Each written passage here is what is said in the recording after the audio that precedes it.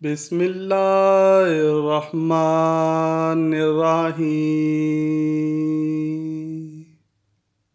موت زندگی کا ختم ہونا نہیں بلکہ یہ تو زندگی کا ایک حصہ ہے جو کہ ہر انسان نے ایک نہ ایک دن ضرور چکھنا ہے، اور بے شک ہم مسلمانوں کا عقیدہ ہے کہ مرنے کے بعد ہمیں دوبارہ ضرور اٹھایا جائے گا، لیکن مرنا ایک ایسا عمل ہے جو ہر انسان میں مختلف طور پر پایا جاتا ہے۔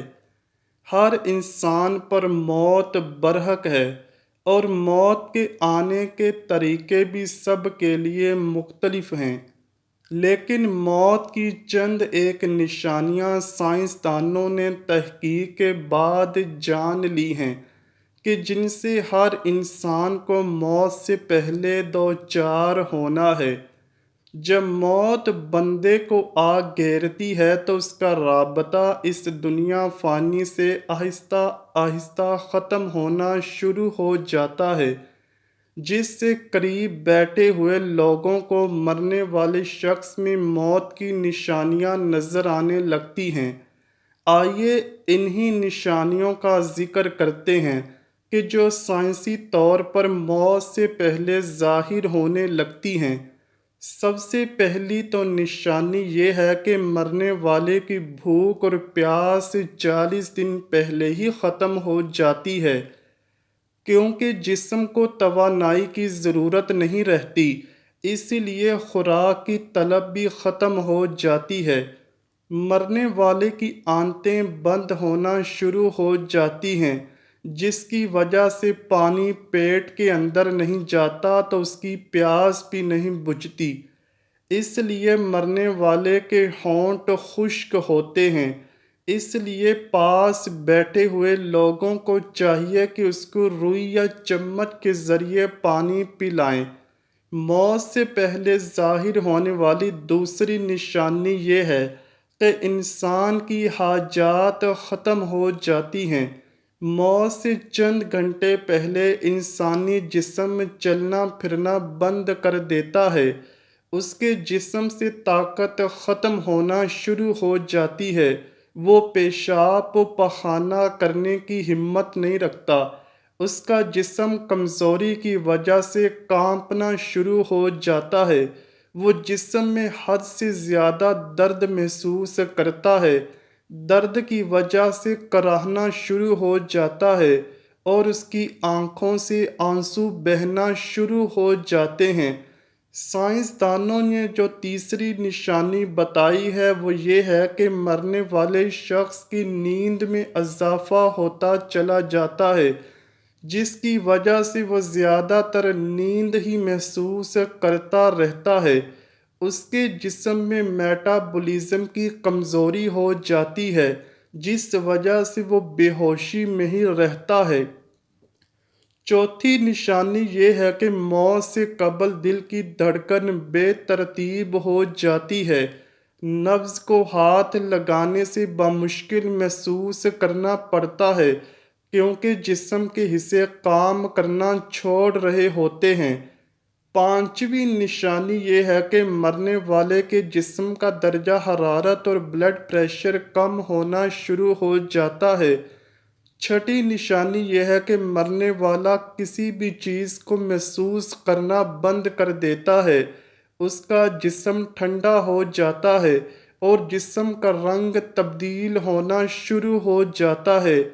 موت کی ساتویں نشانی یہ ہے کہ عام روٹین کے مطابق انسان کے سانس لینے میں تبدیلی آ جاتی ہے، اور وہ تیز تیز سانس لینے لگتا ہے، جس سے یہ ظاہر ہوتا ہے کہ اس کا مرنے کا وقت نزدیک آ گیا ہے۔ مرتے وقت بندہ کسی کو بھی پہچاننے میں دشواری محسوس کرتا ہے، کیونکہ اس کا دماغ کام کرنا چھوڑ جاتا ہے، جس کی وجہ سے وہ ادھر ادھر کی باتیں کرنا شروع کر دیتا ہے۔ کبھی وہ کلمہ پڑھنا شروع کرتا ہے، اور کبھی اپنے گھر والوں سے کہتا ہے کہ مجھے ڈر محسوس ہو رہا ہے۔ موت کا سب سے آخری مرحلہ اور نشانی سکرات ہے۔ سکرات سے مراد موت کی شدت اور غشی ہے جو موت کے وقت پیش آتی ہے، اور موت سے پہلے ہر آدمی پر سکرات کی کیفیت طاری ہوتی ہے۔ بعض وقت سکرات کا اثر اور نشانی اس پر ظاہر بھی ہوتے ہیں، اور کسی کو اس شدت کے اثر سے پیشانی پر پسینہ بھی آ جاتا ہے۔ موت کی شدت مومن کے حق میں کفارہ ہے اور موجب رفع درجات بھی ہوتی ہے، جیسا کہ بیماری اس کے حق میں باعث کفارہ اور سیئات بنتی ہے۔ ایسی حالت میں مرنے والے کے ساتھ بیٹھے ہوئے رشتہ داروں کو چاہیے کہ اس کو اس کی جگہ پر ہی لیٹا رہنے دیا جائے، تاکہ اس کی جگہ تبدیل کرنے سے اسے تکلیف نہ ہو۔ مرنے والے کے پاس بیٹھ کر سورہ یاسین پڑھنی چاہیے تاکہ اس کی جان نکلنے میں آسانی ہو۔ روایت میں ہے کہ جب آدمی پر نزع عالم طاری ہوتا ہے تو اللہ اس کی طرف 5 فرشتے بھیجتا ہے۔ پہلا فرشتہ اس وقت آتا ہے جب اس کی روح حلق تک پہنچتی ہے اور اسے پکارتا ہے، اے ابن آدم، تیرا طاقتور جسم کہاں گیا؟ آج یہ کتنا کمزور ہے۔ تیری زبان کہاں گئی؟ آج یہ کتنی خاموش ہے۔ تیرے گھر والے کہاں گئے؟ آج تجھے کس نے تنہا کر دیا؟ پھر جب اس کی روح قبض کر لی جاتی ہے اور کفن پہنا دیا جاتا ہے تو دوسرا فرشتہ اس کے پاس آتا ہے اور کہتا ہے، تو نے تنگ دستی سے بچنے کے لیے جو مال و اسباب جمع کیا تھا وہ کہاں گیا؟ تو نے تباہی سے بچنے کے لیے جو گھر بنائے تھے وہ کہاں گئے؟ تو نے تنہائی سے بچنے کے لیے جو کچھ تیار کیا تھا وہ کہاں گیا؟ پھر جب اس کا جنازہ اٹھا لیا جاتا ہے تو تیسرا فرشتہ اس کے پاس آتا ہے اور اسے پکار کر کہتا ہے، آج تو ایک ایسے لمبے سفر کی طرف رواں دواں ہے جس سے لمبا سفر تو نے آج سے پہلے کبھی طے نہیں کیا تھا۔ آج تو ایسی قوم سے ملے گا کہ آج سے پہلے تو کبھی اس سے نہیں ملا تھا۔ آج تجھے ایسے تنگ مکان میں داخل کیا جائے گا کہ آج سے پہلے کبھی ایسی تنگ جگہ پر داخل نہیں کیا گیا ہوگا۔ اگر تو اللہ کی رضا پانے میں کامیاب ہو گیا تو یہ تیری خوش بختی ہے، اور اگر اللہ تجھ سے ناراض ہوا تو یہ تیری بدبختی ہے۔ جب اسے لحد میں اتار دیا جائے گا تو چوتھا فرشتہ اس کے پاس آتا ہے اور اسے کہتا ہے، اے ابن آدم، کل تک تو تو زمین کی پیٹھ پر چلتا تھا اور آج تو اس کے اندر لیٹا ہے۔ کل تک تو اس کی پیٹھ پر ہنستا تھا اور آج اس کے اندر رو رہا ہے۔ کل تک تو اس کی پیٹھ پر گناہ کرتا تھا اور آج اس کے اندر نادم و شرمندہ ہے۔ پھر جب اس کی قبر پر مٹی ڈال دی جاتی ہے تو اس کے اہل و عیال، دوست، عزیز و اقارب اسے چھوڑ کر چلے جاتے ہیں تو پانچواں فرشتہ اس کے پاس آتا ہے اور کہتا ہے، اے ابن آدم، وہ لوگ تجھے دفن کر کے چلے گئے، اگر وہ تیرے پاس بھی ٹھہرتے تو تجھے کچھ فائدہ نہ پہنچا سکتے۔